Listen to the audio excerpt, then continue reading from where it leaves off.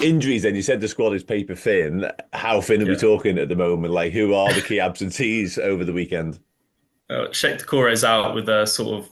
He's had horrendous luck. Obviously, he's a player that Liverpool have tracked in the past, and I think when Moises Caicedo deal fell through, Doucouré was probably the next one in line. For me, one of the best sort of holding defensive midfielders in the Premier League. If Moises Caicedo is worth 120 million, I think Cheikh Doucouré's in that line as well when he's fit. Had horrendous luck. Obviously, snapped his Achilles against Luton in November, makes his first Premier League start under Glasner and then has to come off at half time because it's like a metatarsal or a tendon in his toe that he's torn. So I'd expect him to be back after maybe the Nottingham Forest game. Shadi Riyad, a summer signing who maybe didn't quite hit the ground running, but again, another option considering the thin squad. He's out for up to 4 months with a MCL injury. Mateus Franch's returning from injury, broken rib in pre-season. Someone who has a Ballon d'Or clause in his transfer, so Okay. there is an expectation that he could be something special, but Palace probably haven't quite seen it yet. Slow start for him. And obviously Chelsea loanee Trevor Chalobah returned to the matchday squad last weekend, and from everything I hear, I'm expecting him to potentially make his Crystal Palace debut this weekend. Oliver Glasner hasn't named the same back three in any team this season, and it tells you just how maybe unsure and unclear he is of his strongest squad. But Chalobah is someone with an excellent pedigree, a Champions League winner, unfairly forced out at Chelsea due to the way that they've spent money and their FFP problems. So Chelsea's lost is Palace's gain, and sounds like he could make his first start this weekend as well. Okay, interesting. Yeah, it does sound like he's trying to find the answer to those defensive problems Yeah. at the back. Okay, who is playing well, Edmund? That's what I'll ask you next. It may only be slim pickings on this front. I will touch Mm. on somebody a bit more detail, so if you can refrain from talking about him for a moment, if indeed he is playing well. But out of that, you mentioned Mateta. Obviously, we know about Mark Gahey's credentials. Eberechi Eze. I would ask you who the danger man was, but I just think it's him, so I'm not going to ask you that question. Who's in form at the moment is a more sort of rounded way of asking this. Who's playing well for Crystal Palace? It probably speaks volumes of where Crystal Palace are as a team at the moment that I'm going to pick Dean Henderson as the Okay. person in form. Obviously, Palace showed an incredible amount of faith in him, from the minute he walked through the door. Although Sam Johnson had the number one jersey, as soon as Johnson got injured, it was Henderson's position to lose. Really, they took away Johnson's number one shirt in the summer, gave it to Henderson, and Henderson was pretty much told he's first choice from the beginning of the season. So he's really stepped up after maybe a bit of a shaky start. He's pulling out some incredible saves, keeping Palace in games, Chelsea, Manchester United.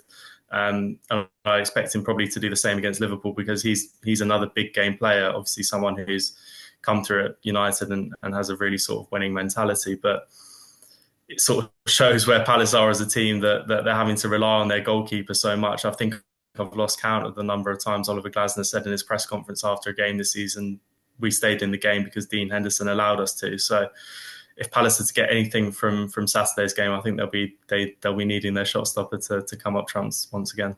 Yeah, I and many other Liverpool fans have got like this horrible feeling about any goalkeeper actually that like they just have the best days against us. It feels like constant. And I'm sure every football fan in the world feels like that sometimes, but honestly, it just feels like every time we quote, it's usually like the number two keeper when the number one's out. I know that isn't the case here, but it feels like they just have the match of their lives every time they come up against Liverpool. I But think go I on. think what's worth mentioning as well with Henderson is that he's a goalkeeper to me who looks like he thrives off having a clear number one status. So Yes. Yeah. having Johnson there looked like it maybe unnerved him a little bit. But with Matt Turner, I don't think there's any threat that Matt Turner is going to come for his number one shirt. He's obviously just a loan, so he's just a bit of a stopgap until Palace find a natural successor to Henderson wherever he leaves or whatever happens with him. So, yeah, he's clearly thriving off that sort of positional hierarchy at the moment.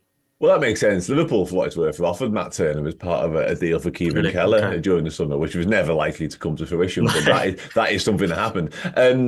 But yeah, Dean Henderson, yeah, he had that problem with Manchester United. Didn't I say problem? He wanted to be in number one. I think he was behind David De Gea probably still at the time, and that was always his thing, if you like. So it makes perfect sense, therefore, that when he is a clear number one, he is thriving in those surroundings. Adam Wharton, he's the one I want to speak about. Wonderful, wonderful campaign last year. Obviously arrived in January, finished the season much like Palace did in superb, superb form. Went away to the Euros, and again, much like Palace, hasn't really lived up to the same heights this campaign. There's a few people I've seen sort of put it down to certain factors and certain elements as to why that's the case. A, can you put your finger on why he's not quite been at it? I know he's not started all the games, obviously, as well.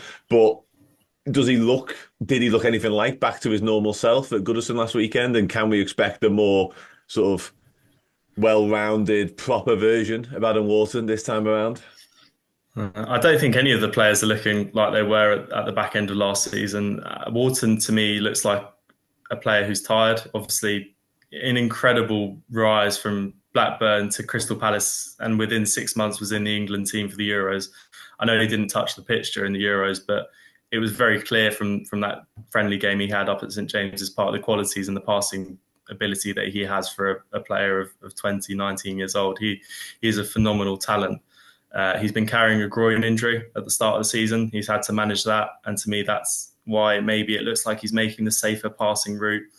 I also think it's probably worth mentioning that the calibre of player in front of him, although it's still Ebrich, Eze and Jean-Philippe Mateta, not having, for me, arguably the best player I've ever watched in a Crystal Palace shirt and Michael Olise in front of him, it downgrades the level of spectacular sort of passes or movement or runs that Palace can make as a squad, because they don't have that supremely intelligent footballer involved in it all. So Wharton, he's still got loads of time. He's just been called up to the England under-21 squad. I do expect him to be someone who probably breaks Crystal Palace's record transfer outgoing when he does find his rhythm again, because he's on a long-term contract, shown what he can do in the Premier League, shown what he can do in an England shirt in limited minutes. So when he does find his groove and Palace start clicking as an attacking force again and start taking teams at will, Wharton will be an instrumental part of that. It's just making sure that Palace can manage his minutes and this injury correctly to get him back up to full fitness.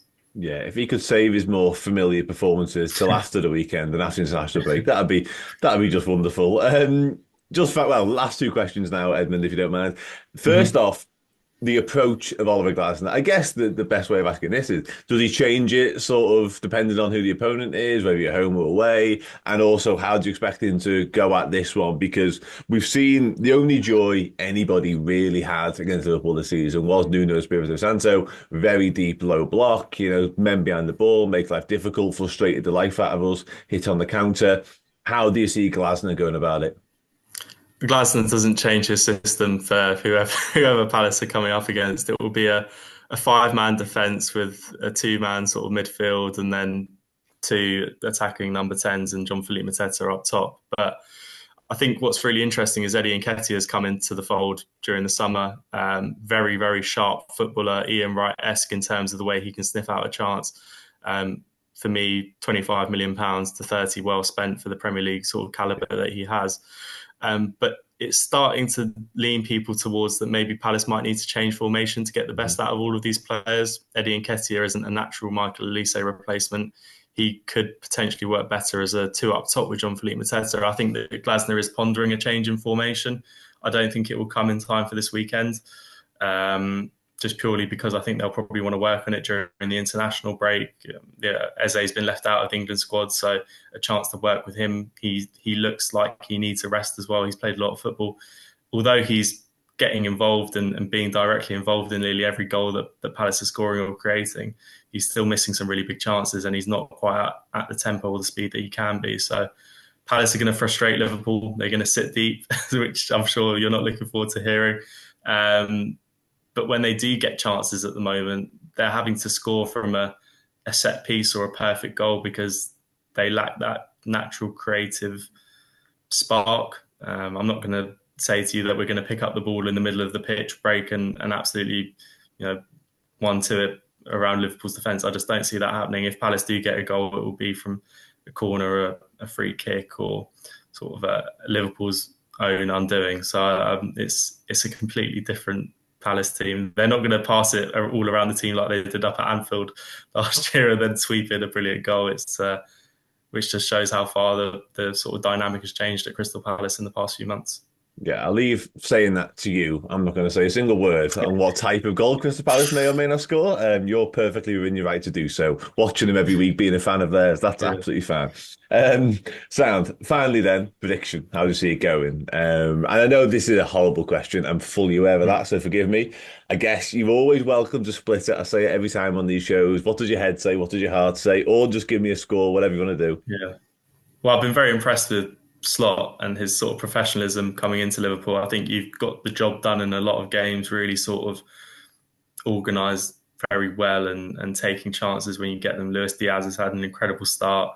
Mo Salah looks like he's back banging form and getting goals nearly every week, which is no surprise. So I don't like the early kickoffs. I don't like them at Selhurst Park. For me, this is a 2-0 Liverpool. So um, yeah, Palace just aren't clicking at the moment, and they've got to do some really good work over the international break to try and find a winning formula under Oliver Glasner. Openly honest, Edmund. Openly honest. Top man, thank you so much for your time once again. Let people know where they can Pleasure. find you on socials and work and all that stuff. You can just follow me on Twitter at Edmund Brack, and yeah, I really appreciate you asking me on again, Dan. Thank you very much. My pleasure, mate. Once again, thank you so much for your time. Everybody else, I'll see and speak to you all again very soon. Take it easy.